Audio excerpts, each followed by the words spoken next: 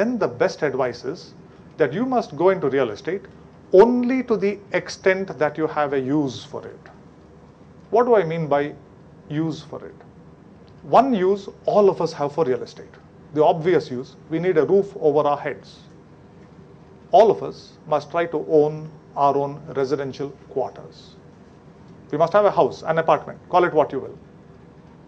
Now take a person like me. I need a place to stay. I need an office. I must try to own eventually, not immediately, eventually, both my house and my office. One last example. A person who manufactures and markets furniture needs a place to stay, needs a place, not a very good place, maybe an old house in a little remote area where his workmen can reside or stay, work, manufacture the furniture, design and manufacture the furniture, sort of a workshop. And a third place, a prime location showroom, very good road facing, very good visibility to keep the furniture, display the furniture and market it. Must eventually try to own these three pieces of real estate: the house, sort of a workshop, and a very good showroom. This is the advice that has been handed down to me by people I respect in real estate, and this is the only advice I give my clients. I've been giving this advice probably for at least 18 or 20 years out of my 25 years. So far, no major mistakes on the part of people who do not have a talent for real estate and who have followed this thing.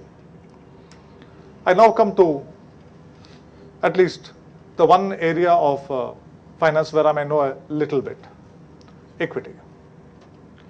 John Bogle, who was quoted here, described this as the greatest ever investment avenue invented.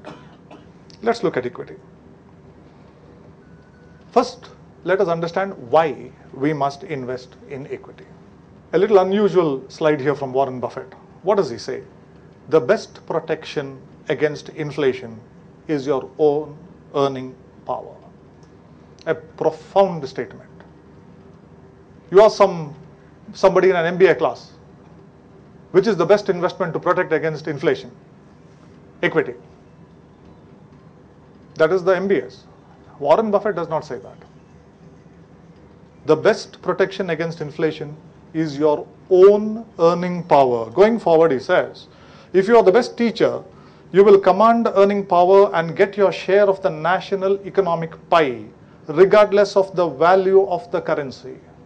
There's an excellent doctor, a doctor whom I as a patient believe can cure me of my illness. But supposing I suffer from arthritis, I suddenly find that this doctor's office is in some remote corner where even a vehicle cannot go, and then you have to climb 2 floors of stairs. And I grumble, can't this person make it more convenient for people who find it difficult to climb stairs? I may grumble, but if I believe that this person can cure me, I will hire people to carry me there if I can't climb the stairs. Why? Because he's the best in the business. That's what Warren Buffett is saying in the second point of this slide. If you are the best, you will get your share of economic returns, regardless of what can happen to currency, to the stock markets, to the economy. This is the best investment. And then, what is the second best investment? The second best investment is in a good company.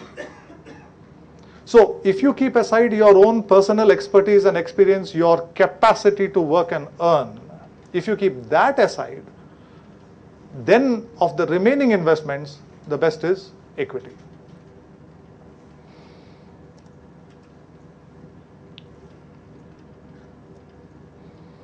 Let's look at one or two very reliable facts about equity investing. Fact number 1, in the long run, the market goes up. We are used to 1 minute, 5 minutes, 3 hours, 1 day, 1 month futures contract in equity. I'm showing you a graph of the way $1 would have appreciated in about 215 years of US stock market history. I showed you that I'm 25 years. I never show anything less than 5 years. 200, this is something like 17, I think 87 or 85, right up till 2000. Just look at this. In the long run, the market goes up, I said. Look at this. The Great Depression, 89% fall in stock prices. It's just a tiny blip here. The oil shock, 1973-74. These were all major world crises. When you take a long-term view, it looks almost like a trend line. Look at this here, every notch is 25 years. You can argue nobody lives for 200 and odd years, at least not yet. Fine, look at each notch, even where you are sitting. Look at how the graph has climbed over a 25-year period. Many people invest in equity for more than 25 years. I have a client who's 92 years. He has been in equity for 67 years.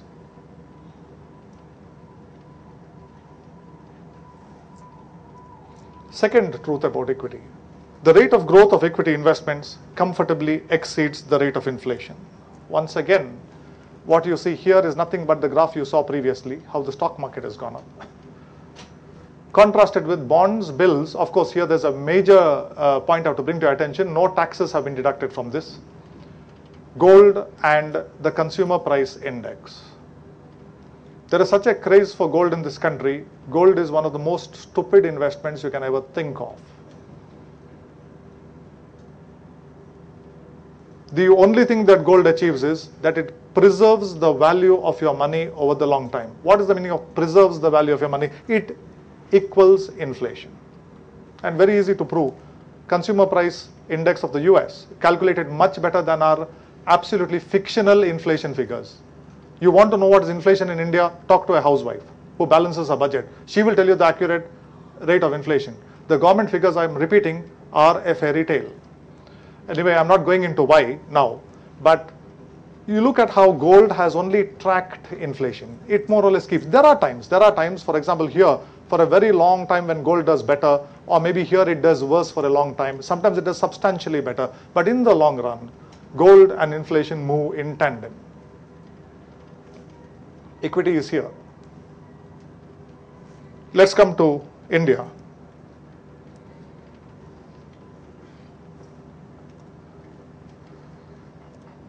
Compounded annualized growth rate, which is the only rate of return worth seeing over a period of 1 year or maybe 2 or 3 years.